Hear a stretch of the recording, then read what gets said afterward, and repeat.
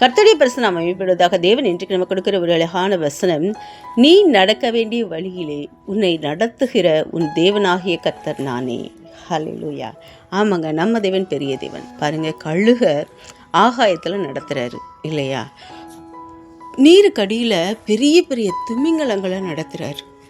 மேலே யானையை, எவ்வளோ பெரிய காட்டு மிருகங்களாக இருந்தாலும் நடத்துகிறாரு இல்லையா? ஸோ உங்களே என்னையை நடத்தவருக்கு தெரியாதா?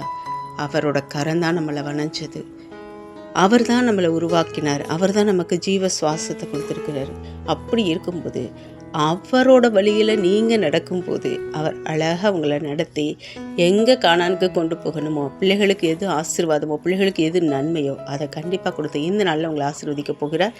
நீங்கள் தேவனோட கரம் பிடிச்சி மாத்திரம் நடங்க. அவர் வலது கையை பிடிச்சி ஒரு தகப்பன் சுமப்பது போல், ஒரு தாய் நடத்துவது போல் அழகாக உங்களை இந்த நாள் நடத்துவார். ஆமென்.